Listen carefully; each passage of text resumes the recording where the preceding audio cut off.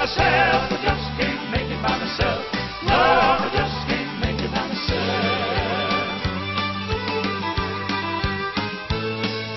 A man's gotta do what a man's gotta do, but it doesn't have to do it alone.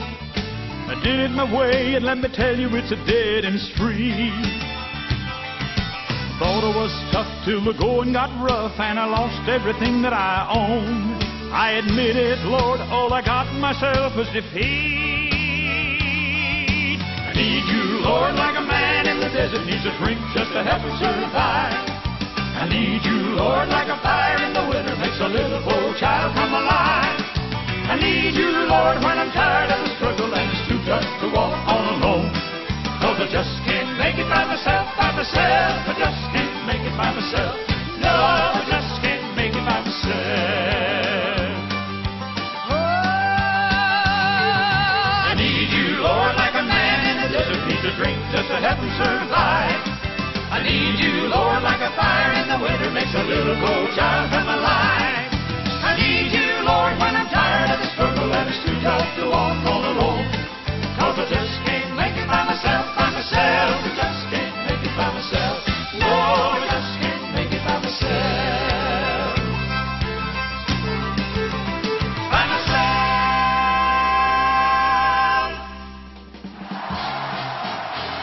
Coming to you live from the top secret broadcasting bunker here at Area 52, deep in the heart of the Missouri boot heel.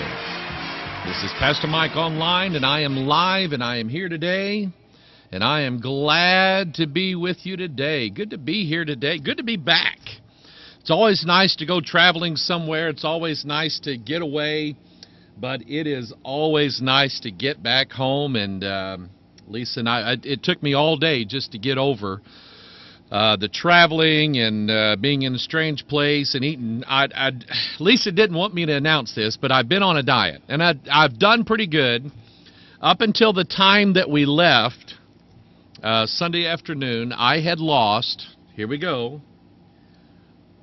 14 pounds. Yeah, okay, done pretty good. And then if you watch the service Sunday, I dismissed the church, and we ran to the airport. And from that point forward, you're eating airport food, which is not healthy. Then as soon as we land in Oklahoma City, Bob Ulrich and Gary Stearman took us out to dinner to a steakhouse. So we had steak late at night. We get up the next morning. Lisa and I go to the Waffle House. If you have not been to the Waffle House, that is American food right there. And so anyway, we ate there, and then we went. Jill actually sent me an email, and I have it pulled up here. She mentioned on there about, let's see here, Gary Stearman didn't give you long enough slots.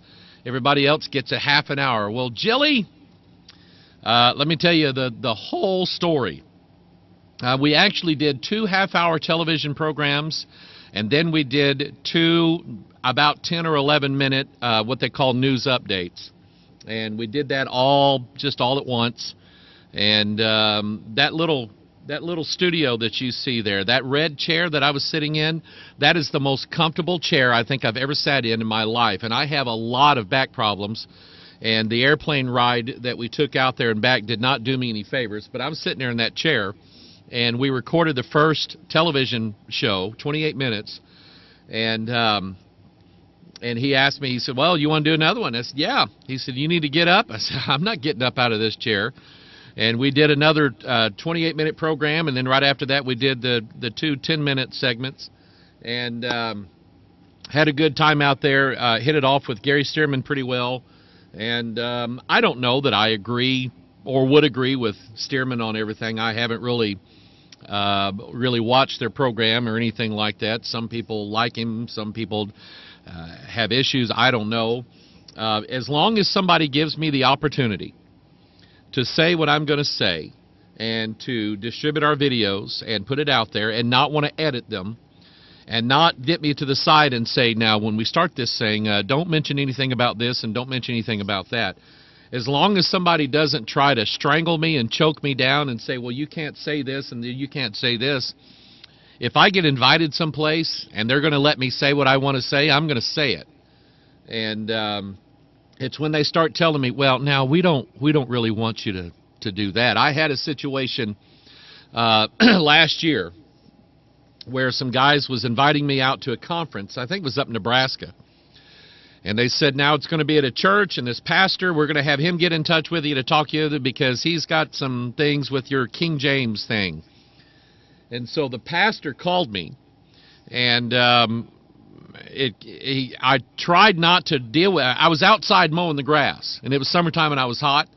And I told him, I said, well, this is really a bad time to talk to me about this. Can we make it another time? But he kept pushing the subject. And so I kind of got a little short with him. I didn't get ignorant or anything like that. But he was wanting to take me to task on the King James Bible issue. And I finally told him, I said, look, Pastor, I said, I respect the office of pastor. I am one. And I said, let me tell you how I would deal with me.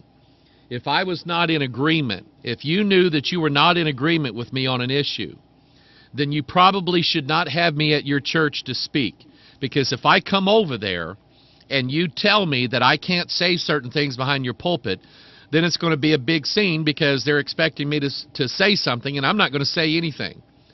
And so the best thing to do is just not have me. Well, that's what happened. They didn't have me at the conference, and so anyway. And so I just liked if I go someplace and they say we want you to speak for an hour, the Lord directs you on what to speak, that's what I'm going to do. And so anyway, but it is good to be back with you today. I've got I don't know, probably a dozen things here to talk about. I don't know what to get to first. I think I will do something I haven't done in a while, and that is, you know what? Let me cue the music here. Here we go. אלפי מבקרים צפויים להגיע לחרמון אחרי שירד שם שלג. Hang on. Here we go. All right. Let me try it this way. No. Here we go. Now we're going to cue the music. We haven't done this in a while. It is the UFO video of the day. And the reason why this captured my attention, somebody sent it to me in an email and said, Pastor Mike, I know this is in Spanish. And so any of y'all out there that can Española, then you might understand what's being said in here. But apparently, some turistas visiting Mount Hermon in the Holy Land captured, and from what I found out on the internet, Mount Hermon is this big ski resort there. And so anyway, there was some turistas there, and they captured, Jill, you might be able to understand what they say. They captured, apparently, a UFO on Mount Hermon. So we're going to watch the video a little bit here, and we'll just do it for a little bit, and then we will move on here. All right, here is the UFO video of the day. יתבהר, אבל יכול להיות שמישהו אחר כבר הגיע לשם מרחוק מאוד. הכתבה של יוסי מזרחי. יאללה, חבר'ה, אתם עכשיו בווידאו, נו דברו. משפחת בוחבוט הגיעה בשבת לחרמון לגלוש בשלג, ליהנות מהנוף שנשקף מהמדרונות. איך היה ברכבל, לבד. שעון גם תומה. אבל אז אור בן ה10 הסתובב לאחור וגילה שייתכן ויש מי שמשקיף מלמעלה.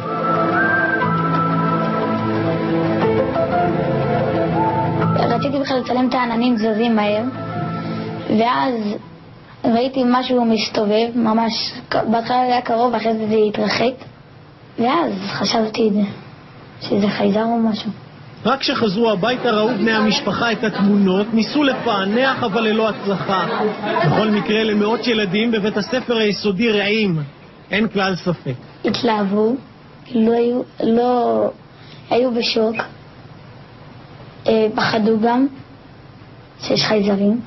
אבל רגע לפני הקביעה המדעית שתשנה את כל מה שאנחנו יודעים על היקום, יש מי שבודק חלופות אחרות ומצנן את ההתלהבות. כנראה שזה פשוט מאוד השמש, השתתפות של השמש. אפשר לראות גם במשך הסרט שזה לא זז ביחס לעננים, לא זז ביחס לקרקע, כלומר זה נמצא באותו מקום.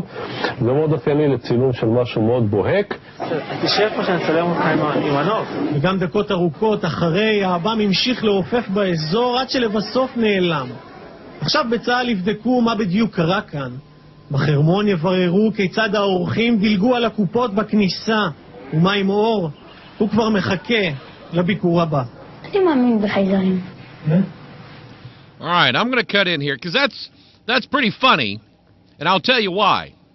The person that sent me, I just browsed through the video. I mean, I put this up just before I came online, and the person who sent it to me said, I know you don't understand Spanish, but here's this video. So I'm thinking, okay, it's in Spanish. Upon listening to it now, I'm going, that's not Española.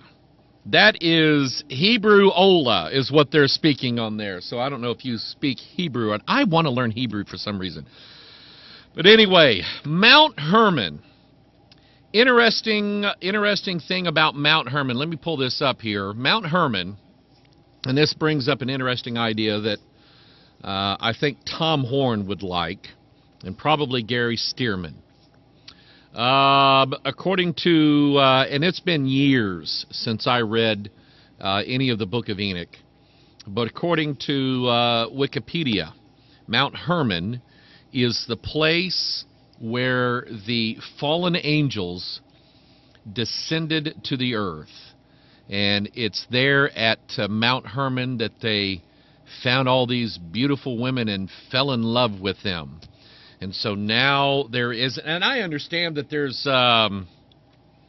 some book or video out now, I don't know who it's by, called UFOs, the Mount Hermon Connection or something like that.